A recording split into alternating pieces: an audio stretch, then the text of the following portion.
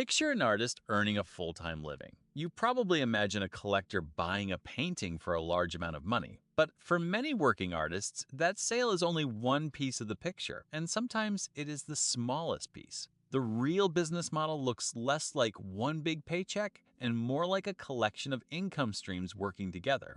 The popular myth is simple. An artist makes an object, a gallery sells it, and the artist lives on the proceeds. That can happen, but it is rarely dependable. Earnings for self-employed artists vary widely, and many maintain other jobs. That is not proof they failed. It means the familiar picture of an art career leaves out most of the business. The first income stream is the obvious one, selling the work. That can include direct studio sales, gallery sales, commissions, prints, editions, or objects offered at several price points. A gallery may provide exhibitions, collectors, promotion, and sales support. In exchange, the artist shares the revenue, often giving up a substantial portion of the final sale price. Selling directly can leave more money with the artist, but it also transfers the entire job of selling. The artist must attract buyers, answer questions, process payment, pack the work, arrange delivery, and handle follow-up. The higher margin comes with more labor. In practice, many artists use both approaches, choosing different sales channels for different kinds of work. A second income stream comes from selling the skills behind the art. Artists teach classes, lead workshops, photograph events, design sets, install exhibitions, fabricate work, and consult on creative projects. From the outside, these may look like unrelated jobs. Inside an artist's career, they often form one ecosystem. The studio builds expertise, and that expertise creates paid opportunities. That paid work can also protect the studio practice. A reliable teaching position or a freelance client may cover regular expenses, making it possible to take creative risks elsewhere. The goal is not always to replace every other job with art sales. For many artists, the smarter goal is to build a financial structure that preserves enough time, energy, and independence to keep making work. The third stream is project money. Public agencies, nonprofits, schools, developers, and cultural organizations commission artists to create work for particular places or communities. Grants may support research, production, artist fees, public programs, and documentation. Residencies may offer workspace, housing, travel, or a stipend, although every program is different and some require artists to pay rather than receive support.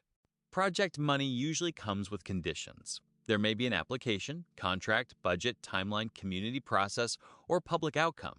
It is not simply a reward for being talented. The artist is being paid to develop and deliver something specific. These opportunities can be substantial, but they also involve administration, planning, communication, and accountability, parts of the job that audiences rarely see. A fourth stream comes from work that can earn more than once. Artists can license images for books, products, campaigns, or publications. They can produce prints, editions, books, patterns, or digital files instead of selling only unique objects.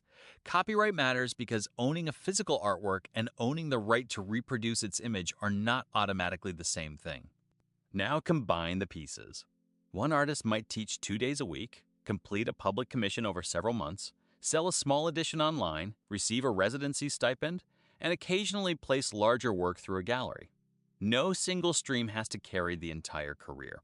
The strength comes from combining income sources that operate on different schedules and respond to different opportunities.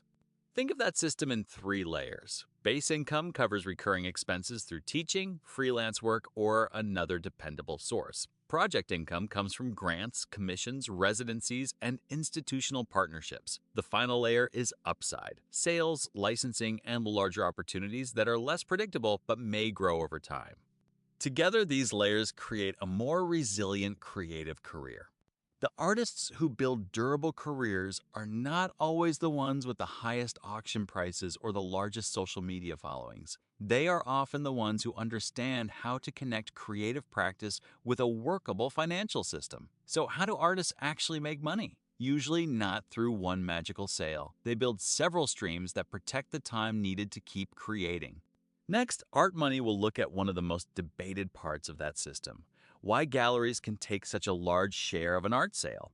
What does the gallery actually do for that percentage? What does the artist receive in return? And when might selling directly be the better choice? Subscribe to follow the money behind the art world.